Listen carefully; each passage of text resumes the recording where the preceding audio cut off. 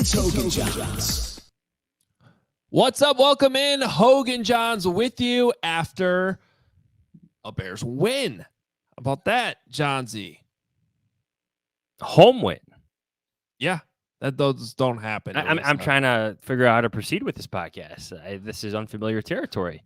It was a 10-game home losing streak. It was the longest in franchise history. I don't know if you know this, but the Bears have been around for a long time.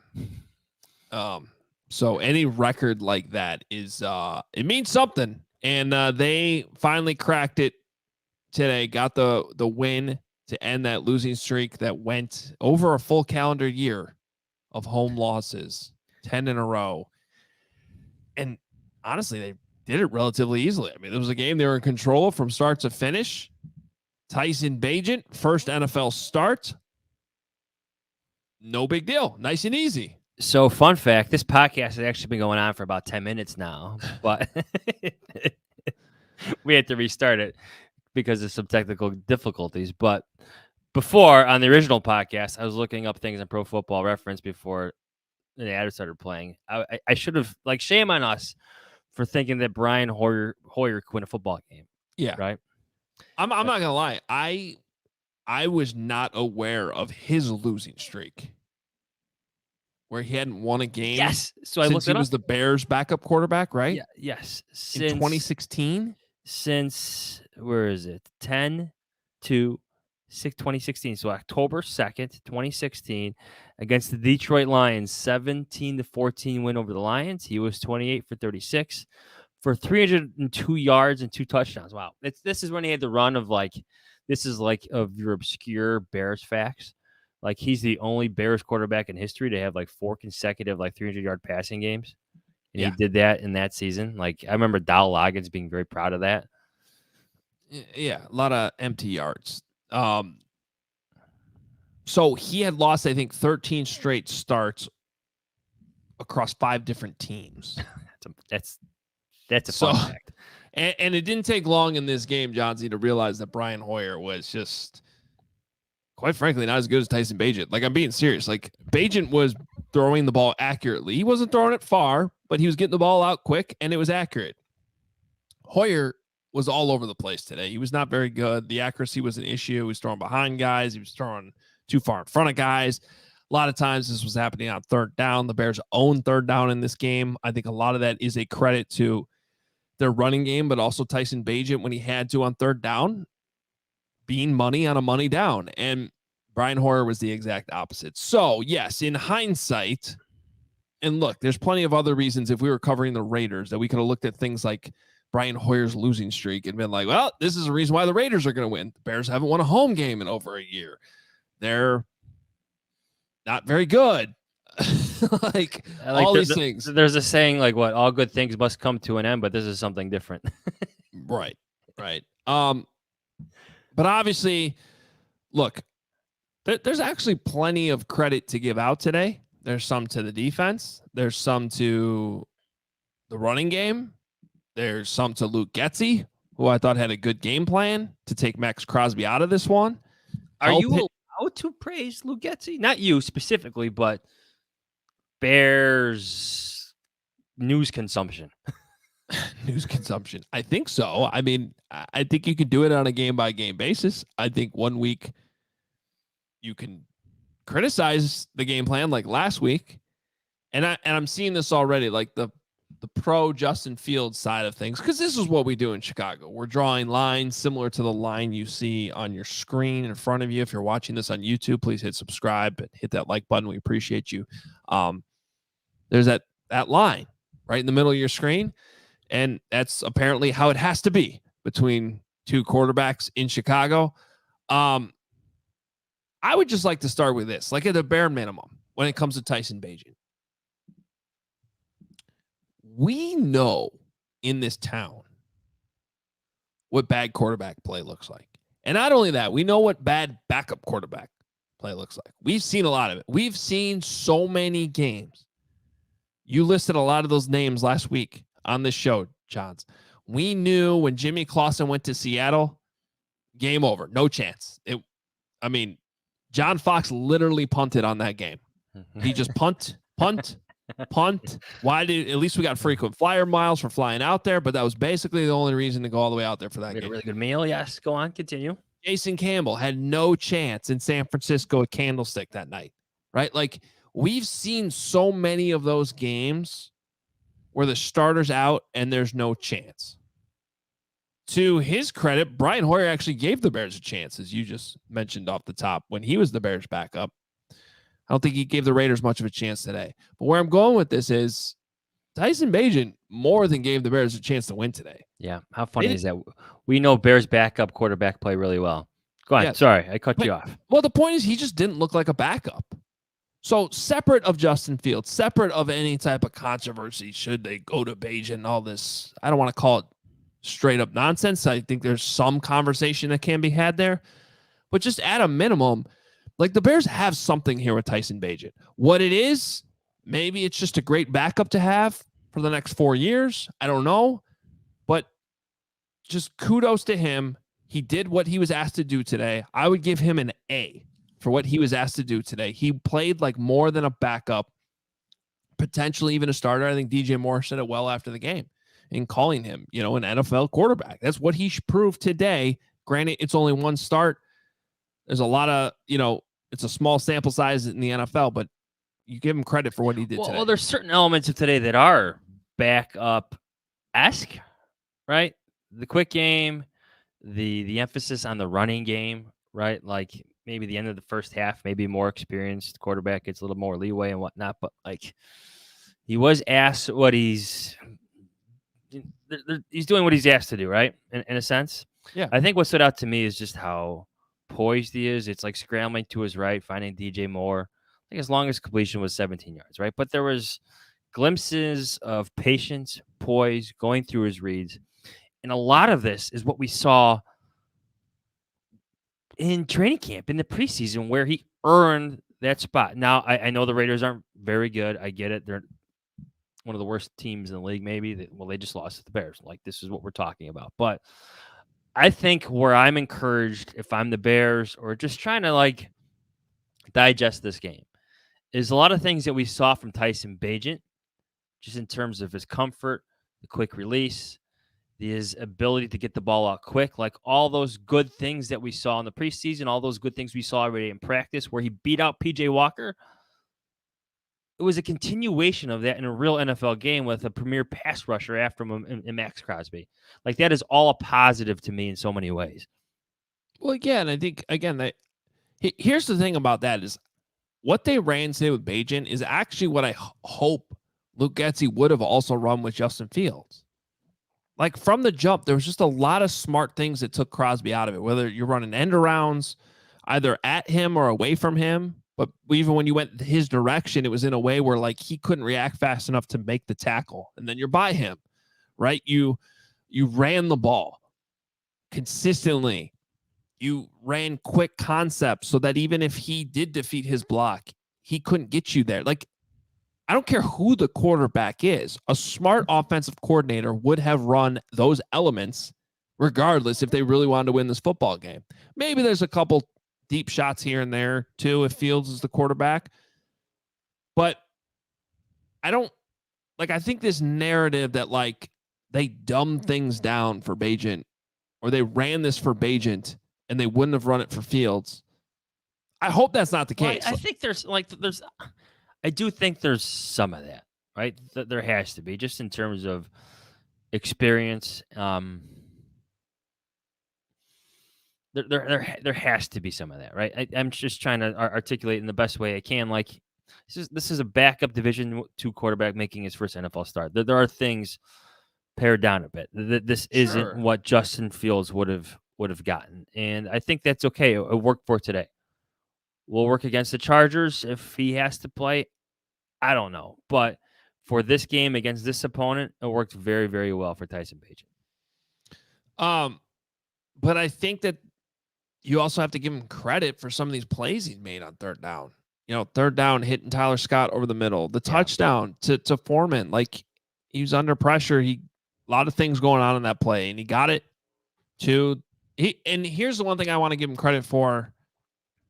Where, again, this doesn't have to be a, like, Bagent versus Fields thing all the time. But I think anybody who's watched these two quarterbacks understands, like, Bagent's getting the ball out faster. It's actually an objective fact. Yeah, there's numbers. Courtney on that. Cronin just tweeted out the time. Like, he got the ball out. Where did that go? I can't find it now. 2.5 seconds, something like that. You keep talking. I'll find it for you.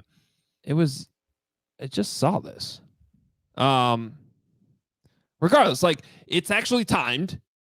It's a mathematical number, and he got the ball out faster. That doesn't mean he's a better quarterback. It just means that he did that. And I think we've seen that even going back to training camp, that's one of his strengths. Justin Fields has other strengths. This one appears to be Tyson Bagent's. And what I liked, Johns, is he always seemed to have, I like to call it feel. Like, feel for where his exit option was. You could also call it a check down. Well, the touchdown is a perfect example. 2.75 seconds per next gen stats. Yeah. Right. Like, he could keep his eyes downfield, and then when he felt that it was time to get rid of the ball, he knew where it was, even if it was all the way over here to the left. And they would get 2 yards. But you know what it was? You know what it was when the game was over? John's 1 sack. The only negative plays were really penalties in this game. And there was too many of those. We could talk about that. But they avoided the negative play because he was willing to get rid of the ball. And that innate, like, sort of just feel for how to do that and when to do that, I was impressed by that. And I think it's okay to be impressed by that. In one game, I'm trying to, because what's your last memory of Justin Fields? Holding on to the football, scrambling to the left. 6.87 seconds. Yes, where Tom Thayer is screaming, throw it! Yeah. But this is a long conversation we've had about Fields, whether it's with Nate Tice, Josh Lucas, whomever we had, JT O'Sullivan. Justin Fields is a big game hunter, and this was part of the concern of him coming out, right? It was. He was not a top 5 pick. He was the 11th overall pick. This is what happens. We saw that again, though. I'm going to go back to what we saw in training camp in the preseason. Like, that quick release was always there. And the mobility of Tyson Bagent was actually always there. Like, I wasn't surprised to see him buy himself time and hit open receivers because we saw that in training camp. Again, he beat out P.J. Walker doing such things. Mm-hmm. Yeah. By the way, we still hit the over, though, on times Adam Hoge would say throw the ball. Really? It was 3. Throw it. Yeah, it was 3 times. Oh, you actually went the full throw the ball. Well, throw it or throw it. It's the same thing. It still counts. So there were still a couple times where I thought he held onto it a little too long, but none of those resulted in negative plays. And there were a couple times where he got rid of it, and I was like, I'm pretty sure Justin takes a sack there. So there's something to work with there. That's the point. If you're Justin Fields and you, like, he's a great teammate, outstanding teammate, but just in terms of his own career sense, like, do you kind of force the issue to try to come back? Or if you're the Bears, are you like, Justin, be patient with this? Tyson Bagent can play a bit. I think it's a great question. And I think Bagent today bought you at least a week. You being the Bears. Yeah. Yeah, like, if you're now look, if he can grip the ball this week and that ball's coming out, like, there's got to be certain checkpoints. It can't just be grip the ball. I need to see, if I'm the Bears and I'm the coaching staff, like, the trainers can clear him, but if I'm Andrew Janocko, his quarterback's coach, I need to see that ball coming out with the same zip and the same spin that it normally does. I need to know that in the course of this game, he's going to take a hit on that hand and he can withstand that blow. Right? Like, and if there's any doubt of that whatsoever, I think what Tyson Bagent did today was show you that he can keep you in this game against the Chargers and maybe give you a chance to win. And also, I think there's that inherent curiosity. Hey, if Justin's healthy again, we might not get a chance to look at Bagent again this season. And we do want to see what it looks like against a different team that's going to make adjustments, that if I'm the Chargers, I'm coming up closer to the line of scrimmage to kind of take away some of this quick game and see how he adjusts. So it's another like evaluation opportunity as well. So to me, if there's any doubt about Fields, I think you roll with Bagent for one more week. I want to reiterate what I said a couple podcasts ago. If you're Justin Fields, don't force this issue. Like, come back when you're fully healthy, so the bad things don't add up. Where you're not one helmet deflection of your hand away from removing the game because your grip strength disappears. Can I play devil's advocate though? Go on. Games on Sunday Night Football next week. If Bagent plays well, beats the Chargers in front of the whole country, like, it's already a story. I got the game on right now. They're in halftime, and they just were showing Bagent getting the game ball. Nobody watched this game today. This was Bears-Raiders noon, like the 6th game on the list when they show you the games that are on at noon. This is the last one they listed. And I'm sure the NFL world is like, who? And it's still a story. So now, Sunday Night Football, if he repeats this and gets a win, now this thing's roll. Now you're talking about every ESPN talking head show on Monday morning being like, well, they got to keep rolling with Tyson Bagent. So I get where you're coming from on that. But on the other hand, I think, to answer your original question, I think if I'm Justin, I am very eager to get back. So I think this works better for Tyson Bagent because the Bears ran the ball so well. Do you know who has a worse run defense than the Raiders? The Chargers. The Chargers. Yeah. The Chargers. They're allowing nearly 146 yards per game. And you and I saw this from the start when this offensive line is healthy. And I know there was some issue with Cody Whitehair still being in the lineup. I still think if you want to run the ball, he's more than functional. But they can run the ball. They've been running the ball okay. Like, they ran the ball all well last year, and they've actually, I know it started off slow. I think weeks 1 through 3, Fox showed it on the broadcast today. Weeks 1 through 3, they ranked 17th, and then weeks 4 through 6, they ranked 2nd. So, and those were field starts.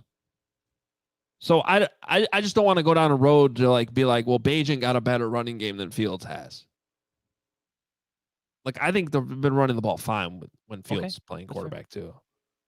Now, some of that was maybe Fields' own legs built in there too. You're talking about last year or this year. I don't think both. Fields' legs have. Talk about both. Yeah. I think they committed to it a little bit more today.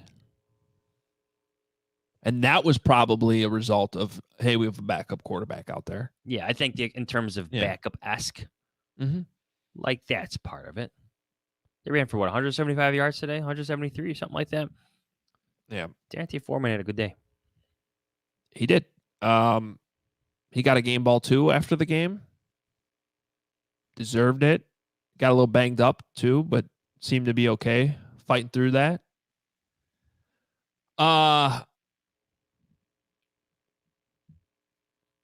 So how would you handle this?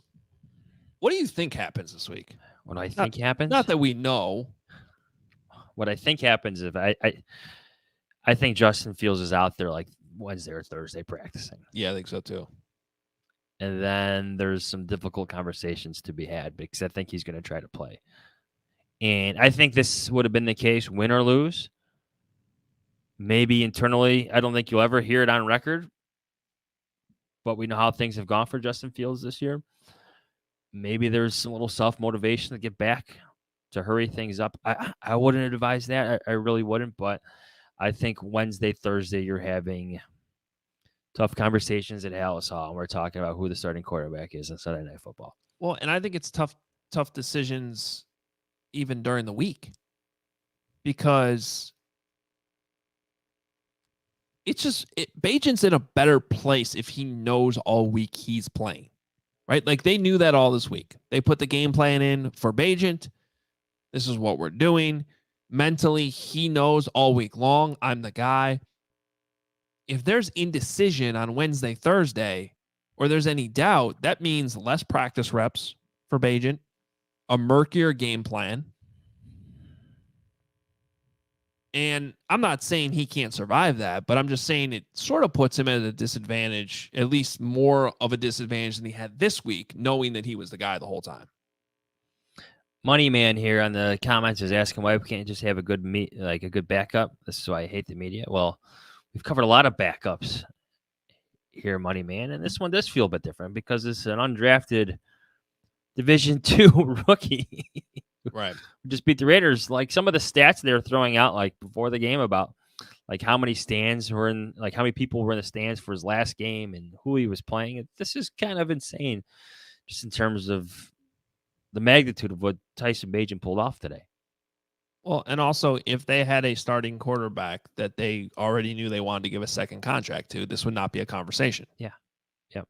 So, yeah, it's great if they have a backup quarterback who might actually be a starter too. That'd be awesome. I mean, if Tyson Bagent's on the Eagles or Tyson Bagent's on the Chiefs filling in for Mahomes, like they're just celebrating a good job by the backup quarterback. That's not the situation here in Chicago right now. So, and it's not us creating it. These are the conversations that are happening. How I guarantee you they're having conversations inside Hallis Hall tonight as we're recording this. Maybe they're done by now. I hope they are. Hopefully they're enjoying their night. But there's conversations already about how do we proceed going forward. You know there are. Who do you think Luke Getsy wants to start this next week? Now see. Now you're getting at the most important questions. And even bigger than that one, that's maybe the most relevant this week.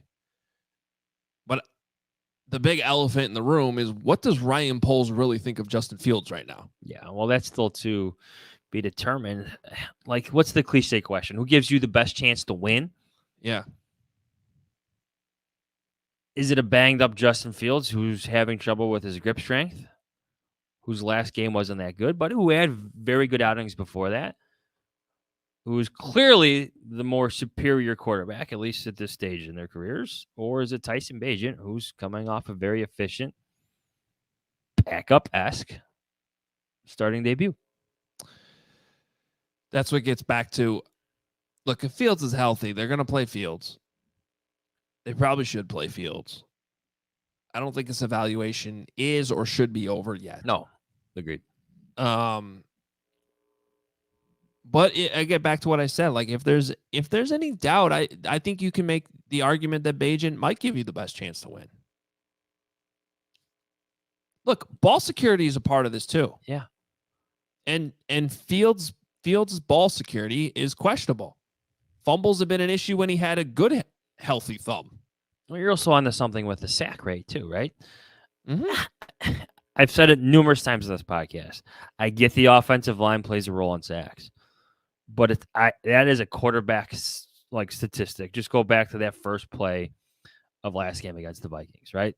Mm-hmm. The person who helps eliminate sacks the most is still the quarterback, whether it's getting the protection line, getting the ball out, throwing it away. There's so many things a quarterback does to eliminate sacks. I know protection is key. I know offensive line play is key, but it's still a quarterback sack, in my opinion. And I think 32 NFL front offices feel the same way. Can we talk about the defense a little bit? Yep. Is Matt Eberflus a good defensive coordinator? He was in Indianapolis. That's why he's here, right? Right. It's starting to feel like they upgraded over Allen Williams. Well, they also got like upgrades in talent in the back end back. Sure, but this thing was starting slow this season. It didn't look that good. And now recently, granted, they're not playing the best teams, and the Raiders have been struggling on offense all year. It's definitely a part of this. The Vikings, Brian Hoyer.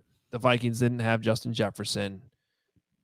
At one point, I thought every pass was just going to go to Devontae Adams because he asked for it during the week. It looked like that early. Yes.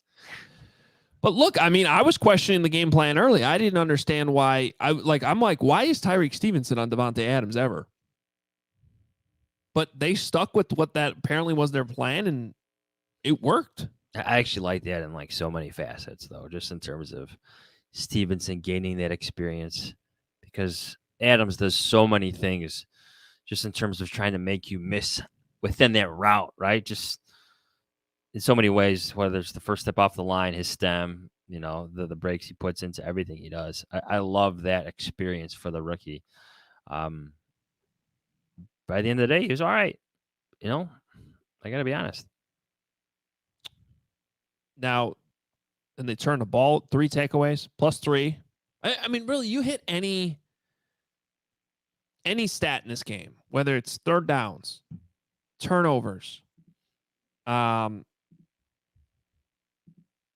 of possession. The Bears dominated that too. Like this was complimentary football. Flus gave us another drop post game. He said if there's one word that comes to mind, it's complimentary football. It's good. You had a better drop earlier this week, though. Oh, yeah.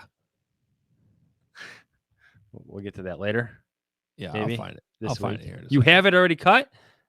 Nothing's off the table. Nothing on. No. Mine. You. Yeah, you know what? Chet didn't send that to me unless I completely missed it. You. Yeah. No, you.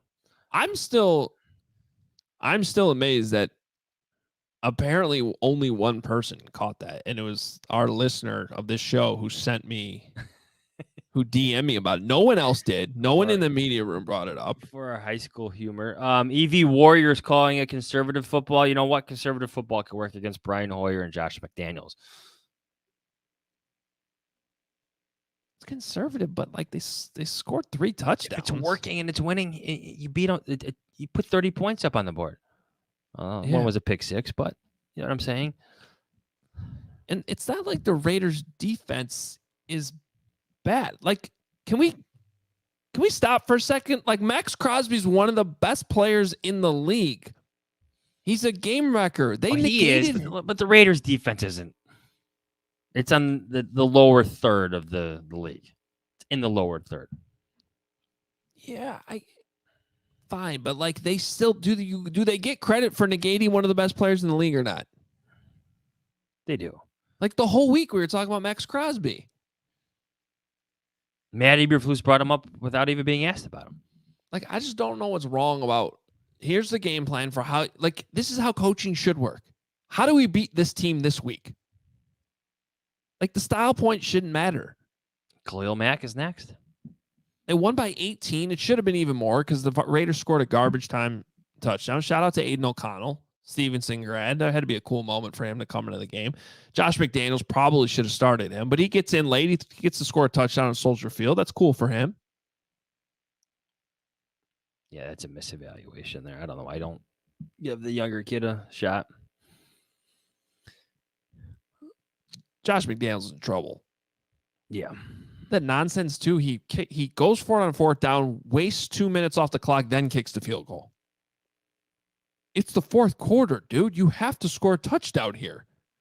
And that's not the first time like decisions like that have come up this year with Josh McDaniels. Right. Didn't that happen against I think last week. like the Browns? Didn't that come up? No, they didn't play the Browns yet. It must have been the Steeler game. Another commenter brought up Justin Herbert. You know, Justin Herbert's not having a good year right now. Mm-mm. Do you know the Bears are 8.5-point underdogs? 8.5. That surprised me when I saw that. Yeah. Justin Herbert's passer rating in the previous 3 games: 68.6, 84.0, 72.7. He's been sacked. He was sacked 5 times today by the Chiefs. Yeah, he won't get sacked 5 times next week. No. He beat the Raiders 24-17 3 weeks ago. If I had to peg the line for this game, I would have said 4.5. Maybe 5.5 tops. 8.5. That surprised me. The Chargers have not been playing that well. They're 2-4, right? 2-5? Yeah, they're 2-4. The Bears are 2-5. Yeah, they already had their bye week. They came out of their bye. Now they've played some tough teams the last 2 weeks. They had the Cowboys and then the Chiefs on a short week. They played on Monday night against the Cowboys. But their only 2 wins this year against the Vikings and Raiders. 2 bad teams. Yeah. Now, a lot of close games, though. Today was their first game all season that was not a 1-score game. So they're the opposite of the Vikings last year. Yeah. Well, they're basically what the Vikings are this year. Losing all the games. Vikings got the 49ers tomorrow night in Minnesota. It's going to be an interesting week, though. We'll see how this plays out. I agree with you. I feel like Justin makes an appearance on the practice field, tries to make a push to play. I had this in the column a couple days ago. The only thing that's been missing this season is some quarterback controversy. And I'm not saying we're there, but I know some readers, some listeners, others in our line of work might think there is. I don't think there is yet. One more win, we might get there. And then maybe even later this year if Justin Fields struggles this again after returning from his injury. Oh, well, look, the only way that train stops is if Fields comes back and plays well. And plays well for more than one game. Yeah. There's 2 scenarios that by Monday of next week, this is a full-blown national quarterback controversy. And one is Fields doesn't play, Bagent plays well and wins. The second is if Fields does play and doesn't play well. Like I'm telling you, that's leading Monday's get up. Yeah. Next week. And hold on. I got to comment on this. Bigfoot, the media narrative. We picked against. I feel like I picked the Raiders to read this one. Listen, guys, the media narrative has already been written. It's move on from Fields because Bagent is the future. Doesn't matter if it's true or not. They just want the story.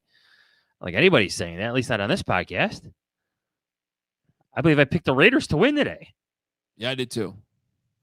I'm going to pick the games wrong no matter what. That's what I've learned this season. I got no chance. I'm actually awful against the spread. You weren't that bad. You're only 1 game under 500 on the season. I don't know how today played out. I think I had the Lions. That didn't go well. No. Definitely didn't have the Bears. Nothing's off the table. Nothing is on the table right now. We'll see what the table looks like this week. Confirm there is a table. Oh, there is? Actually, no, there is no table. The media room. The media room where the coaches used to sit behind and Justin Fields and others. Now it's a podium. Now it's a lectern, I think. Oh, yeah, that would be the lectern. It's sitting on a podium. Correct. Okay. Table is gone, so there's no table. Yeah. Media humor. Bears have 2 wins since they made that move. I'm just saying. They went to the lectern. I don't remember the exact moment they did it, but I know both of their wins came after that. So maybe that's it. Yeah. All right. Any other final thoughts? No. Defense played good. Running game was good. Offensive line played well. I like the combination. Yeah. Stick with it. So a night game in LA. We were wondering if this game might get flexed. I figured it wouldn't because it's still at the end of the day Chicago and LA markets. A lot of Bears fans are going to be there next week. And I think now NBC's probably for a game between 2 and 4 teams or 2 and 4 and 2 and 5. It's still a relatively interesting matchup. If the broadcast doesn't bring Tyson Bagent's dad out and have him arm wrestle everybody, I'm serious about this. That should be the halftime show. It's about entertainment, right? Mm-hmm. At least the pregame show. Yeah. His dad's like the greatest arm wrestler of all time. If you don't bring him on set and have him arm wrestle every single person on that, which would be at that table, then that's disappointing. We had Bragg's arm wrestle Carm on the post game today. Who won? The guy that carries the bricks around all the time. Destroyed him. Bad. Like Sylvester the Stallone over the top. No, Carr made a mistake because he tried to go for the 2 hands to cheat. And then he realized after he did that, he still wasn't going to win. So he quickly tried to take his hand off so it didn't look even worse.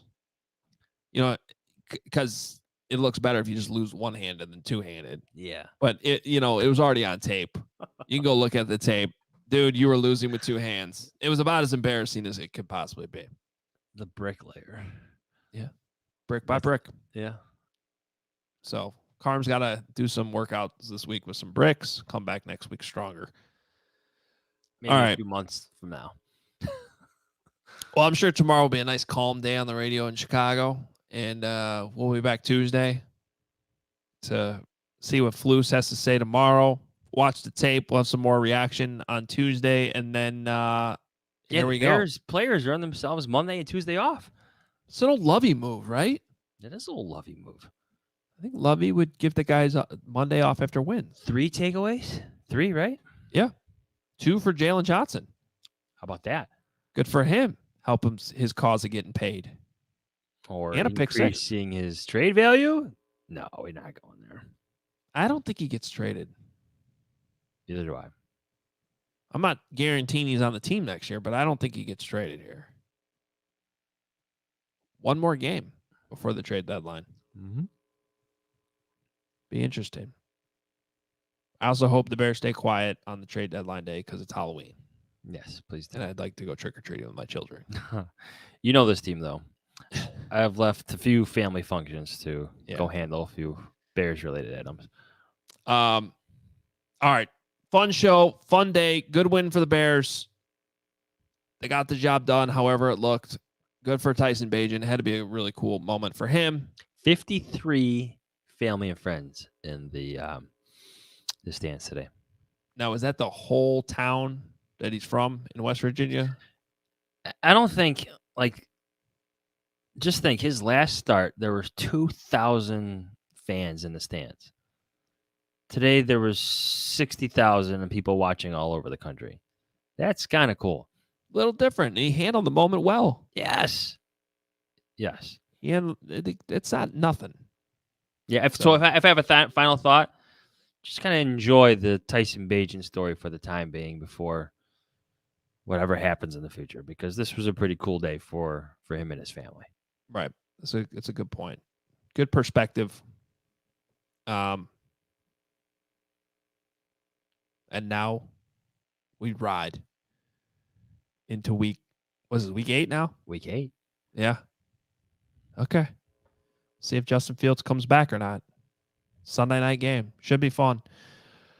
All right. Follow us on Twitter at Adam Hoge, at Adam Jahns, and the show account is at Hoge and Jahns. Make sure you're following us there. Please hit subscribe if you're watching live on YouTube. Hit that like button as well. Helps us grow the channel. We really appreciate you. And of course, the voicemail line has been open all day. We'll have your voicemails on Tuesday. You can read all of Johnsy's coverage, all of Kevin Fishbane's coverage on The Athletic, theathletic.com/Hoge and Jahns is where you go to subscribe there. We'll talk to you on Tuesday. See ya.